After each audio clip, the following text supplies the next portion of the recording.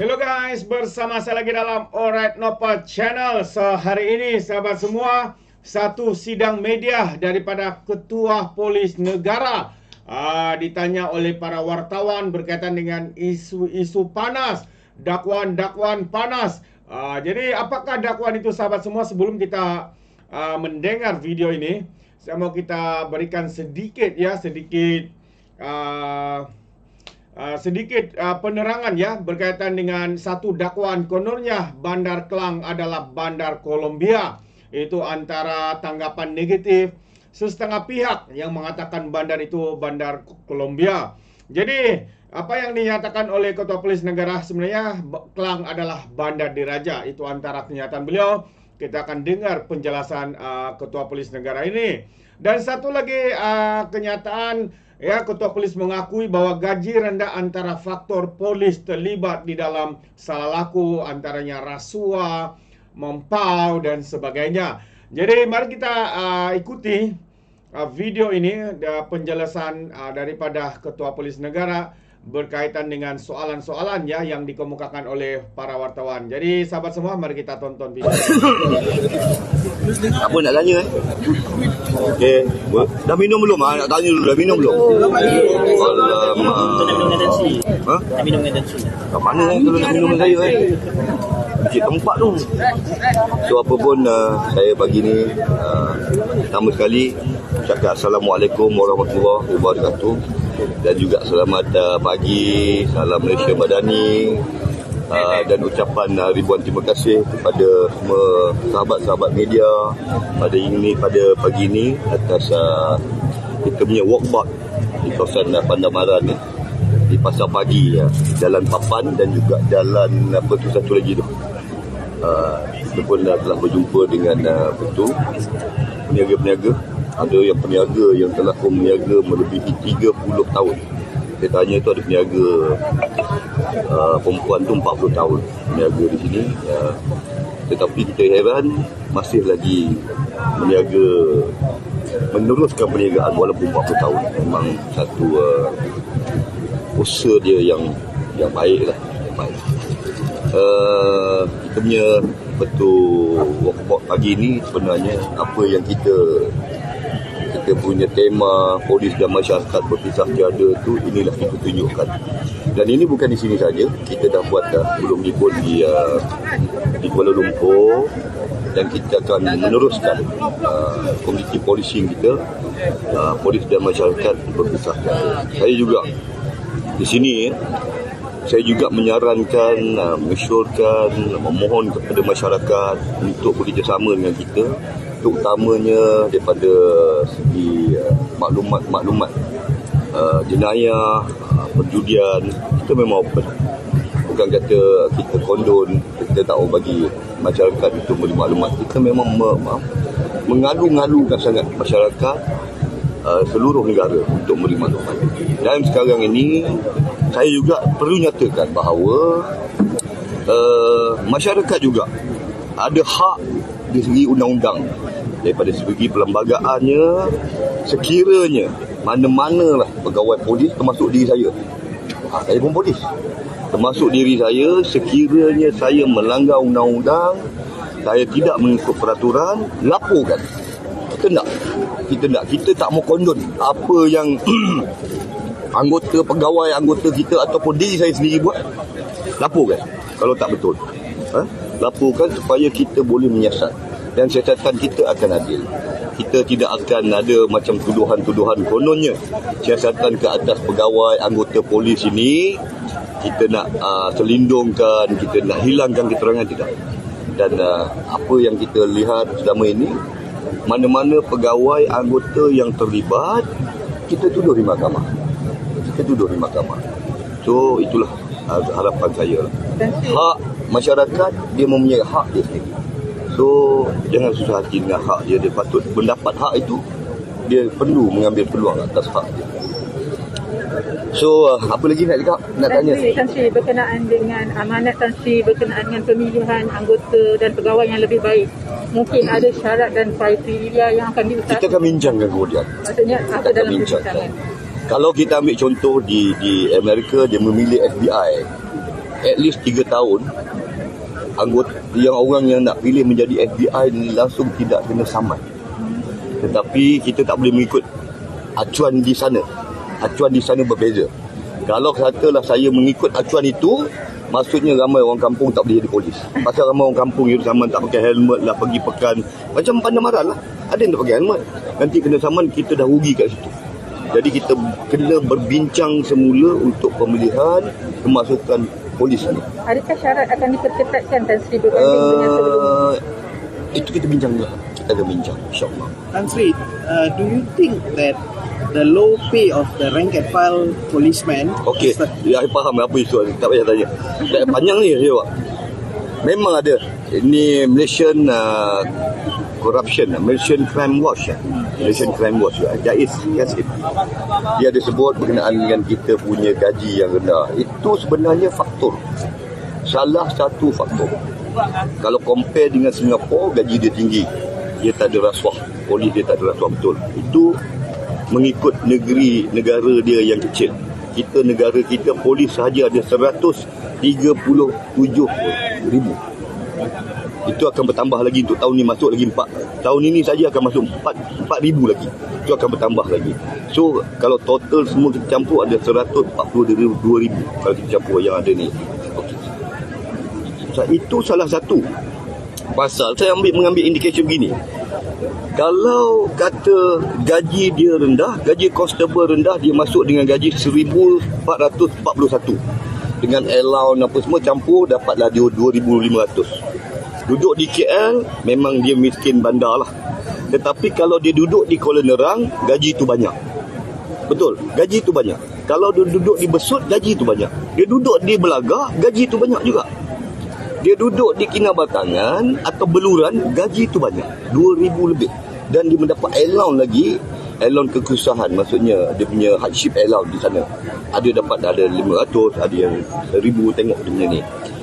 Itu salah satu faktor yang perlu, memang pihak kita pun memang membawa isu ini kepada kerajaan. Dengan sekiranya kerajaan memikirkan dengan keuangan yang ada, kerajaan akan membuat sesuatu lah untuk gaji ni. Saya nak bagi contoh juga. Kalau kata gaji polis constable ini sikit, dia terlibat dengan rasuah. Saya boleh bagi percentage berapa yang terlibat dengan rasuah anggota pangkat rendah ni. Tapi kita pun biasa dengar berita, pengarah pun biasa kena tangkap. Pengarah di syarikat inilah, pengarah di mana-mana agensi ada juga kena tangkap. Adakah gaji dia sikit?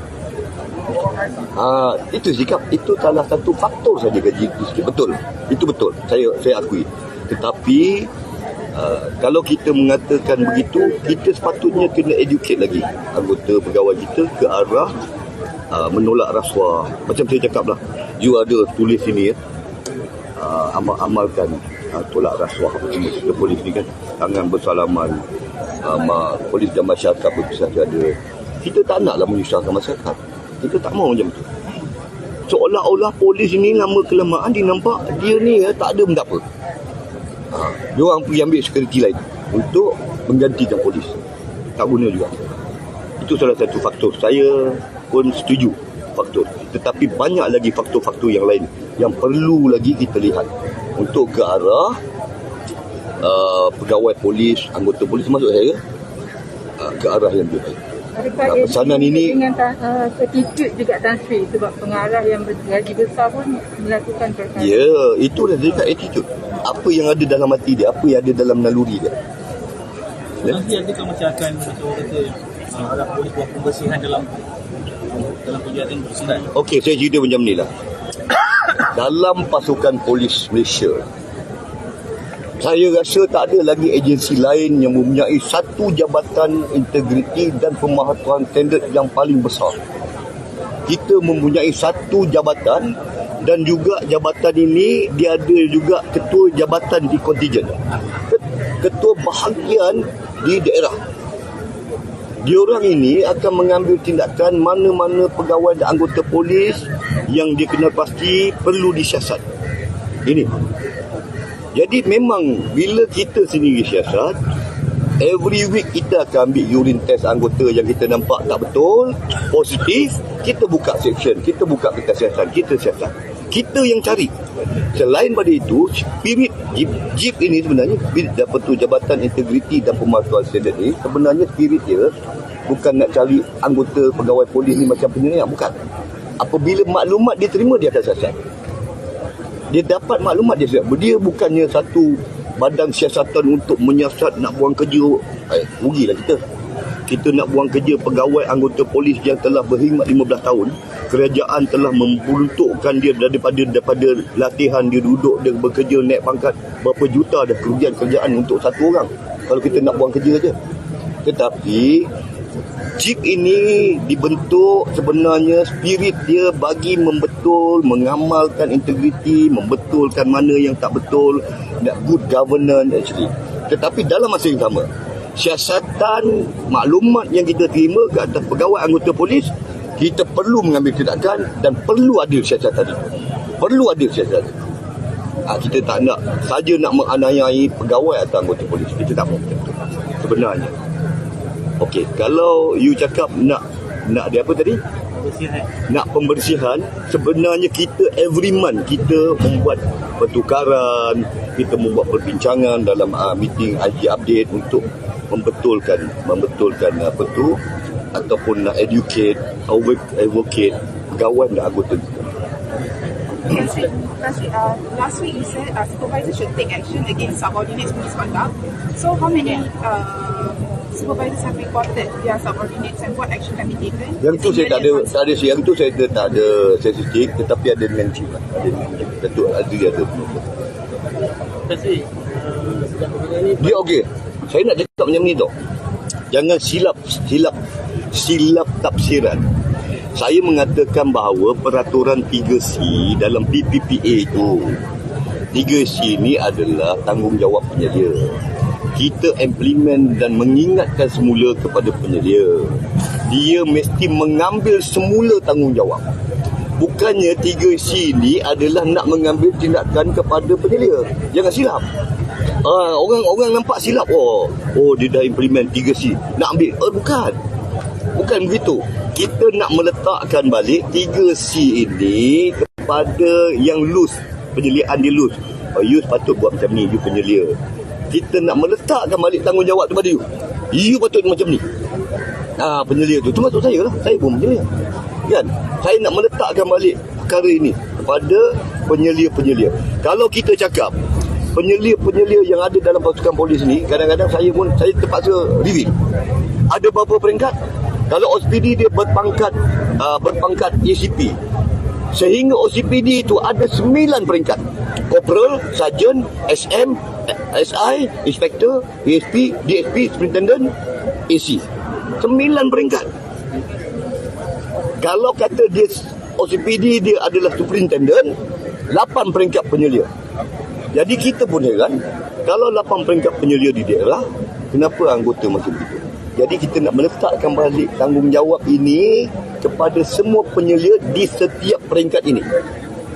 Bukan di peringkat rendah saja. OCPD perlu bertanggungjawab. Ketua jabatan perlu bertanggungjawab. Timbalan pengarah begitu perlu bertanggungjawab. Pengarah perlu bertanggungjawab.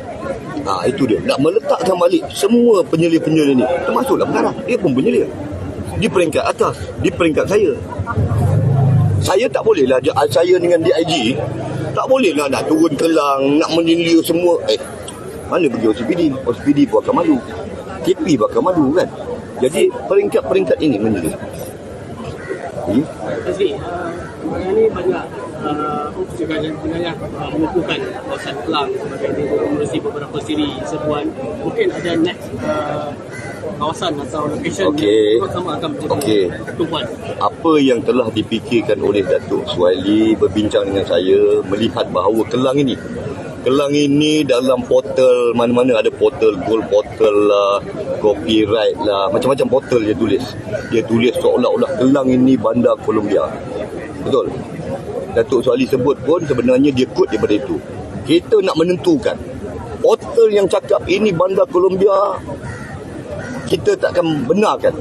Itulah sebabnya kita datang lebih kurang pada bulan 1 sehingga 5 bulan 2 Datuk Seri Suhadi. 5 bulan 2 28 bulan 1, 5 bulan 2. 15 1 sehingga 1 bulan 1 bulan 2. Kita buat pencegahan di sini, buat tangkapan, buat operasi daripada segi dadah, adipsum, kontraben, jenayah, semua kita buat di sini. So, dia punya statistik pun ada, nanti kita bagi, saya pun tak nak baca statistik lah. Kat sini kalau nak baca statistik macam tahu betul lah, just saya nak bagi secara general lah. Dan Datuk Seri Suhaili juga dah berbincang, dia akan membuat di tempat-tempat lain juga yang perlu lagi untuk kita turunkan kadar jenayah. Dan yang mustahak, kita nak menghilangkan persepsi dan juga anggapan orang tu terhadap Kelang ini bandar Columbia. Saya tengok dari datang tadi tak ada pun bersih pun.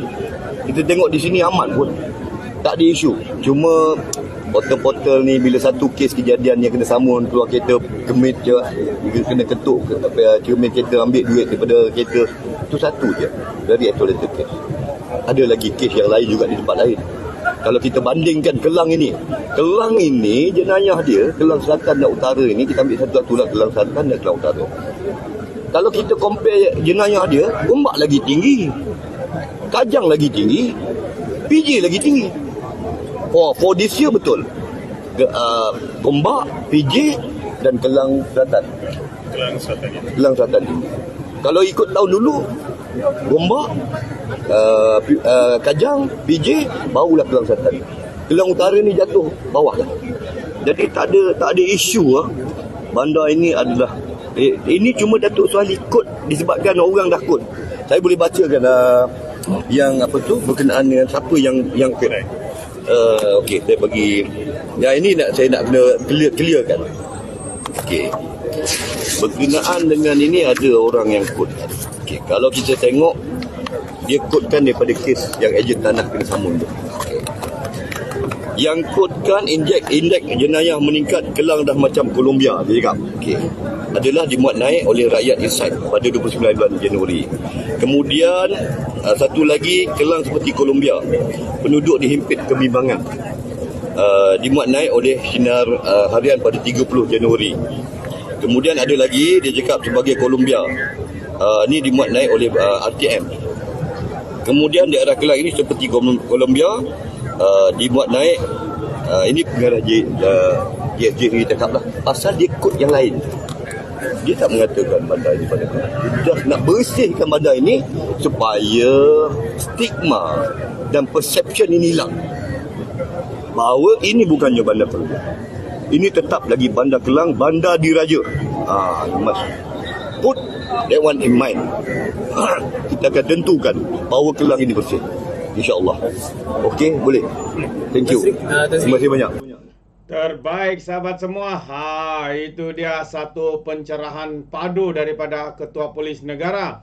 Disebabkan ada artikel daripada kalau dikatakan oleh yang dibacakan disebut oleh Ketua Polis Negara tadi, artikel daripada Sinar Harian. Jadi bukan saya kata sahabat semua, tapi itu kenyataan daripada Ketua Polis Negara seperti tadi yang mengatakan kononnya Kelang ini sudah menjadi bandar Columbia. Sehingga begitu sekali tuduhan dan persepsi yang cuba dilakukan. Dan perkara kedua yang menarik perhatian saya adalah kenyataan daripada Ketua Polis Negara ini yang mana beliau mengakui bahwa gaji rendah antara faktor polis terdedah daripada rasuah, tapi itu salah satu faktor lah, bukan penyebab utama, tapi sebahagian sahabat-sahabat semua. Jadi kita mengharapkan kerajaan hari ini memberikan fokus bagaimana untuk menaikkan gaji penjawat-penjawat awam, khususnya polis di Raja Malaysia. Terima kasih. Anda boleh berikan komen pandangan anda berkaitan dengan isu ini di dalam ruangan komen. Ingat, komen dengan cara berhemah. Dan izinkan saya untuk mengundurkan diri. Seperti biasa, peribahasa mengatakan, tak apapun kangkap 2 tahun keinginan. Dalam bahasa Melayunya, tepuk dada, tanya selera. Sekian saya daripada Orang Lupa Channel. Kita berjumpa lagi. Bye-bye.